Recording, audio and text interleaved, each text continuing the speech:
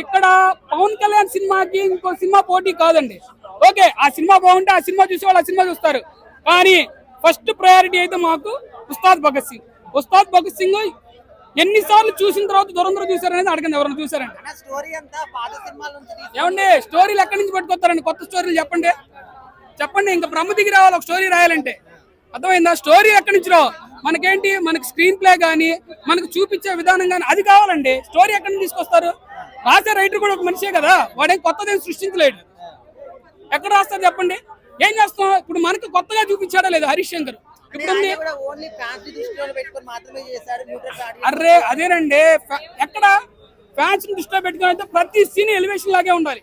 కానీ ఇక్కడ ఎమోషన్ అయితే పెట్టాడు. పోనీ ఇప్పుడు అందరూ ఆడపిల్లల మీద అగాయిత్యాలు చేస్తుంది, అదొక సీన్ పెట్టాడు. మార్కుల కోసం కాదు, మార్పు కోసం పనిచేసే నాయకుడు పవన్ కళ్యాణ్ గారు. మార్కుల కోసం కాదు, మార్పు కోసం పనిచేసే నాయకుడు పవన్ కళ్యాణ్ గారు. పిచ్చి మొక్కల్ని ఏరేసి మంచి మొక్కలు నాటడానికే వచ్చాడు, క్లీన్ అండ్ గ్రీన్. ఇలాంటి ఎన్నో డైలాగులు అండి. ప్రతి లోహానికి ఒక తత్వం ఉంటుంది. ఇనుము గట్టిగా ఉంటుంది నాలాగన్నాడు, దూది మెత్తగా ఉంటుంది నా మనసులాగా అన్నాడు. ఏంటి అవన్నీ ఏంటంటే పవన్ కళ్యాణ్ నేచర్ కి క్యారెక్టర్ కి తగ్గట్టుగా రాశాడు.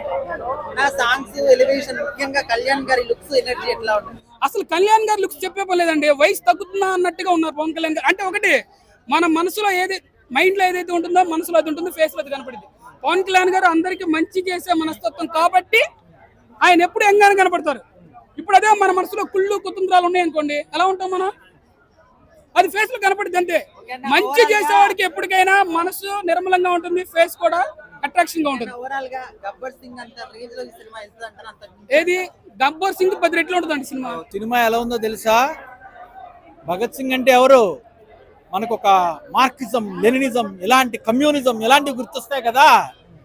మనకి ధర్మం అంటే ఏంటి? మన ధర్మవీరులు అర్జునుడు అలాంటి వాళ్ళు గుర్తొస్తారు కదా.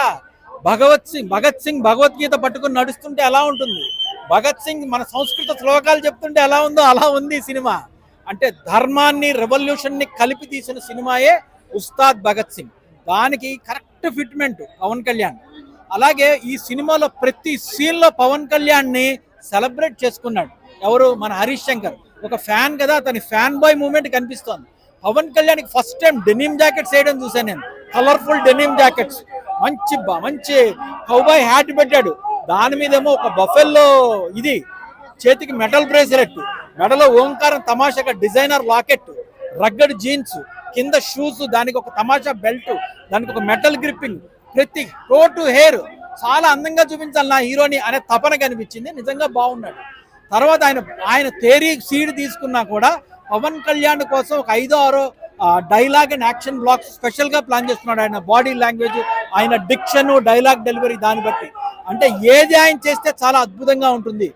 ఏంట్రా మాట్లాడితే మెడరుద్దుకుంటున్నావు అంటే కొత్త డెఫినేషన్, నేను మెడరుద్దుకుంటే తొడగొట్టినట్టే అంటాడు, అదొక డెఫినేషన్. కానీ వడ్రాన్ని నా ఇంట్లోకి రాణించింది, సీఎం పిఎంఏ నా ఇంట్లోకి రాలేదు అని పార్థిపన్ అంటే, అరే సునామీని పర్మిషన్ తీసుకుని రాదు, అలాగే అణుబాంబు వచ్చినప్పుడు ఆపడానికి చూడకు, నాలాంటి వాడు వచ్చినప్పుడు అన్ని మూసుకొని కూర్చో అంటాడు. ఆ డైలాగ్ కానీ, లేకపోతే ఇద్దరు కుర్రాళ్ళు జోకులు వేసుకుంటూ ఉంటారు, ఒరే 4 సోల్జర్స్ చచ్చిపోయారంటరా అంటే, ఆహాహా ఇది రొటీన్ న్యూస్ అని ఒకడంటే, ఒరే భరతమాతకి చేయండి ఎవడో కొట్టాడు రా అన్న టైప్ లో మాట్లాడితే అది రొటీన్ న్యూస్ అంటే, మరి మనకి ఇంట్రెస్టింగ్ న్యూస్ ఏంటంటే సల్మాన్ ఖాన్ కొత్త గర్ల్ ఫ్రెండ్ ఎవర్రా, అదిరా మనకి ఇంట్రెస్టింగ్ న్యూస్, చదవరా అంటాడు. పవన్ కళ్యాణ్ ఒక్క టేబుల్ తన్ని అక్కడికి వెళ్ళి, రేయ్ మంచినీళ్ల కోసం మంచు కరిగించుకుని తాగి, ఊపిరి కోసం కూడా ప్రతి క్షణం తపన పడే మన సైనికులు చచ్చిపోతే నీకు రొటీన్ న్యూస్ రా, భరతమాతను అవమానిస్తే నీకు రొటీన్ న్యూస్ రా అని చెప్పి ఒక డైలాగ్ ప్లాన్ చేశాడు. ఎగ్జాక్ట్ ఆయన బాడీ లాంగ్వేజ్, ఆయనలో ఉండే ఆవేశాన్ని పట్మని క్యాప్చర్ చేశాడు. దాంతో అదొక సీన్ హైలైట్ అయింది.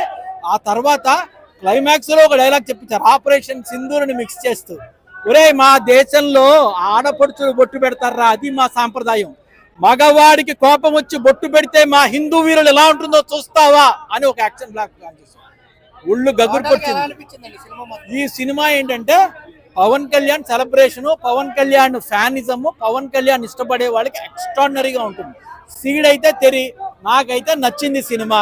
నేనైతే పిచ్చగా ఎంజాయ్ చేస్తా, చాలా చోట్ల అరిచాను కూడా ఫ్యాన్స్ అందరితో, పిల్లలందరితో కలిసి నేను కూడా పిచ్చగా ఎంజాయ్ చేస్తా. పవన్ కళ్యాణ్ మళ్ళీ నాకైతే మాత్రం గబ్బర్ సింగ్ తర్వాత ఈ సినిమా చాలా బాగా నచ్చింది. ఫంటాస్టిక్ గా ఉంది మూవీ. హరిశంకర్ గారిది మన కళ్యాణ్ గారి కాంబినేషన్ లో వచ్చింది. ఆల్రెడీ ప్రీవియస్ లో గబ్బర్ సింగ్ చూసాం.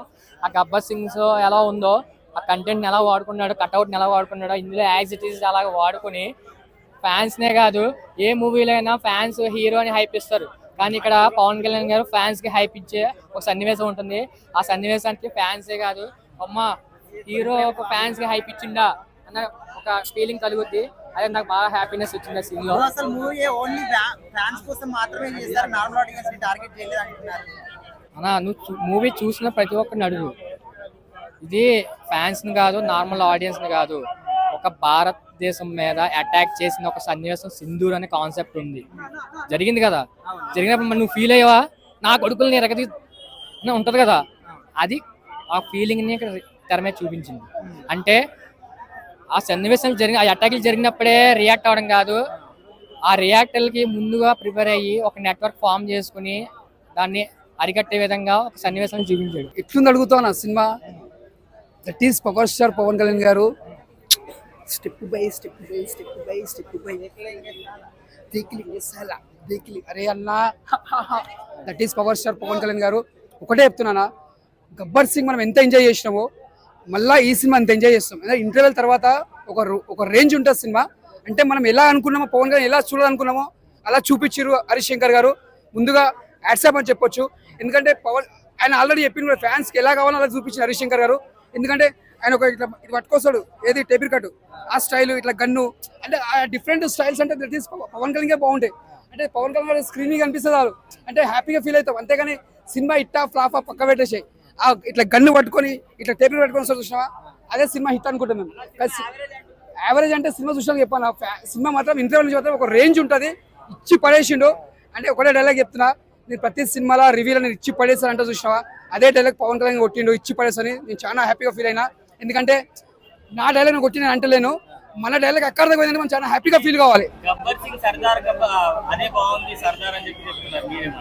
అన్న స్టోరీలు ఎప్పుడు ఒకేలా రావు అన్న, వచ్చిన స్టోరీలు ఎప్పుడు ఒక్కొక్కలా రావు, తీసిన స్టోరీలు డిఫరెంట్ ఉంటాయి. ఇప్పుడు మన ఒక బద్రి తీసుకో, ఒక తమ్ముడు తీసుకో, ఒక ఖుషి తీసుకో, తొలి ప్రేమ, ప్రతి స్టోరీ ఒక డిఫరెంట్ ఉంటాయి.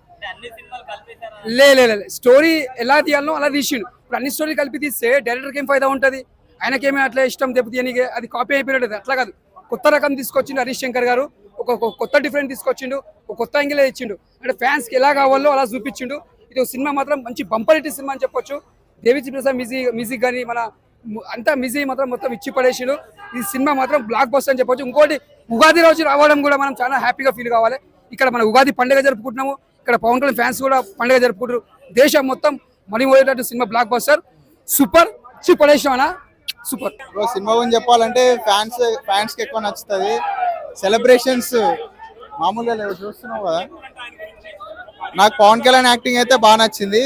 సినిమాలో అయితే జెన్యున్ రివ్యూ ఏంటంటే, ఓజీ తర్వాత ఓజీలో డిఫరెంట్ లుక్ ఉంది, ఉత్సాద్ భగత్ సింగ్ లో డిఫరెంట్ లుక్ ఉంది. కానీ లుక్స్ స్టైల్ అయితే బాగుంది. సినిమా యావరేజ్ కావచ్చు, కానీ ఫ్యాన్స్ కోసం అయితే పండుగనే ఈ సినిమా. హైలైట్ పాయింట్ అంటే one man show Pawan Kalyan మాత్రమే అంతే, ఇంకేం లేదు. ఓన్లీ పవన్ కళ్యాణ్ లేకపోతే ఆ సినిమా వేరేలా ఉంటుంది. అంటే ఆ డైరెక్టర్ ఆ స్క్రీన్ ప్లే ఎట్లా తీసినా నాకు తెలియదు, కానీ బట్ ఓకే బాగుంది. అంత బ్యాడ్ ఫిల్మ్ అయితే కాదు. అజ్ఞాతవాసితో పోల్చుకుంటే ఇది కొంచెం బెటర్.